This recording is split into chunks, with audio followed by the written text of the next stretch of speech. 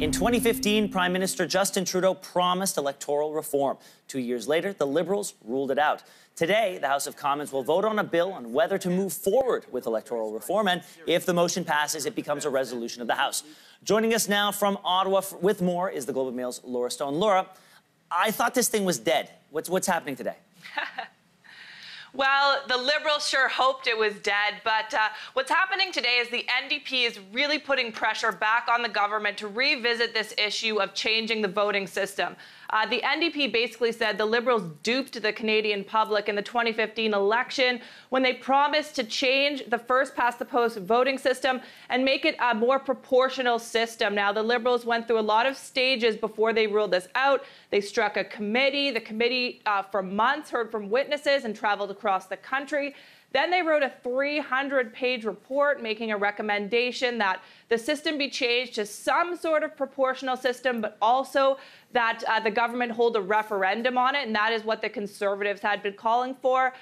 Ultimately, the government rejected all of this. Prime Minister Trudeau said there was no consensus on the issue, and they would be breaking their promise on electoral reform. So today, it's back in the House of Commons. NDP MP Nathan Cullen is putting forward a motion that asks the House to adopt the committee's report, basically to revisit this issue and go ahead with what that special committee recommended.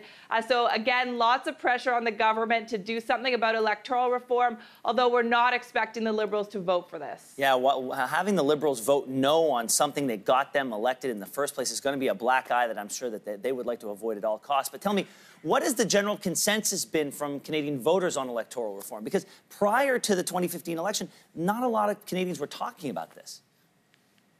Well, that's the big question, because the Liberals had consistently said that not enough people were engaged in this. You know, we had 1%, 2%, 3% of people kind of engaged, responding. The government also had a website and a survey that they put forward asking people to weigh in on their values for voting. So not a ton of engagement from the general public on this.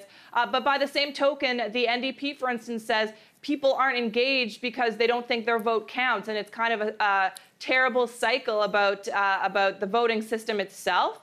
NDP MP Nathan Cullen, who put forward this motion, recently went on a Keep Your Promise tour across the country. He says he got a lot of engagement. So it kind of depends who you're asking. You know, the people who are engaged in this issue are really into it. I don't know if it's reaching the general public, but again, this was a key promise in the Liberals' 2015 election platform, and it's what got them elected. And this isn't just a federal issue. In BC, the NDP and Green Party say that they'll have a referendum on PR next fall. How would that work?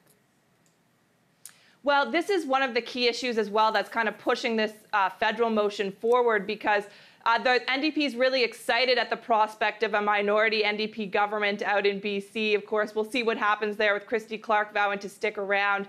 So, you know, traditionally, turnout for these kind of referendums hasn't been high, and that's another reason why the Liberals said they didn't want to go forward, usually under 50% or just around that. So, you know, the provincial government can do whatever it wants once it gets into government. They might call a referendum on it, but it remains to be seen, you know, if only 30% of the population shows up, are they going to go through with changing the entire system? So that could really set the agenda for what happens on the federal scene. But certainly the NDP here in Ottawa are watching what's going on in BC and are very hopeful. But BC has also been down this road before. Voters have twice rejected electoral reform in the province in votes in 2005 and 2009.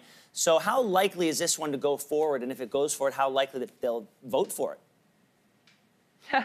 Well, that's the key question. I mean, it's a good point, Ben. I'm not sure. And the BC Greens and NDP will potentially have to tell the public what their threshold is for going forward on this. Is it 50% plus one? Is it 75%? Do they want 90% of the people to agree to this? So I think they're going to have to set the terms beforehand so that the public has faith in the system, because that is one of the things that concern the Liberals here in Ottawa. If people aren't engaged in this, are we going to change our voting system, which is a huge issue? You know, it's going to change the outcome of all of our elections without people being engaged or even aware of it. So that's going to be one of the key questions. What is their threshold for support? Well, I think British Columbians are going to want to know as well, if they reject it this time, are they going to go back to the polls to try to change the status quo yet again in a few years? Because a lot of people know from the Quebec experience that a yes means yes forever and a no means no for right now. Laura, thank you so much for being here.